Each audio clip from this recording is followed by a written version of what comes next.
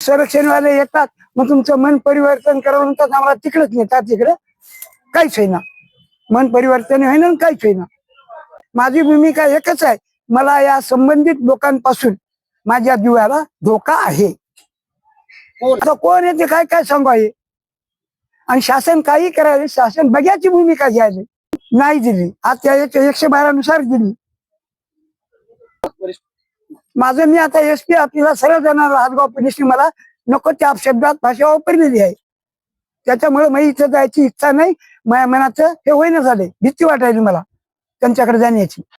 आज दिनांक 13/3 शुक्रवार रोजी पंचायत समिती हातगाव येथे मी उपोषणात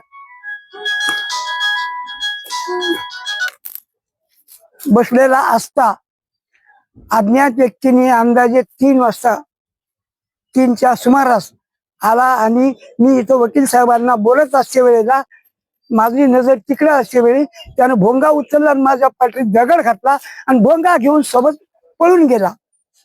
अशा तो अज्ञात व्यक्ती कोण होता हे मला काही माहित नाही. म्हणून मी 112ला फोन लावला. 112ला फोन लावल्यानंतर हातगाव पोलीसचे माणसं आले आणि त्यांनी मला एकदम मायबाईल झाली. माझं भडवीच्या तुटकीच्या भडवीचा माझं नको त्या शब्दात गतीला धरलं, 2-3 थापका मारल्या. अशा परिस्थितीत मी पुन्हा याला फोन लावला 112ला. तर ते म्हणते पुन्हा आणखी फोन त्याला लावला का? मी म्हणलो हो लावला, पण आतापर्यंत माझी कोणी दखल घेतलेली नाही. आणि माझं उपोषण इथं 4/11/2025 पासून आजपर्यंत चालू असल्याचं पंचायत समितीचं माझ्याकडे लेखी पत्र सुद्धा आहे.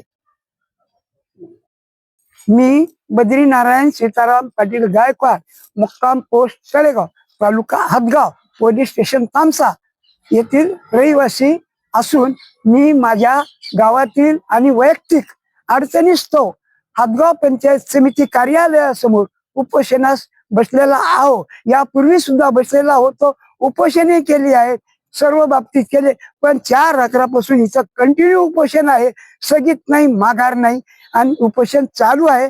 याचं पत्र मी 4/6ला दिलं, चालू असून त्याचं पत्र मला मिळालेलं आहे. ते पत्र सुद्धा मी आपल्याकडे सादर केलेलं आहे. आणि माझी एकच विनंती आहे, या दोषींविरुद्ध तात्काळ गुन्हे दाखल व्हावे, नसता मला फाशीला देण्यात यावे.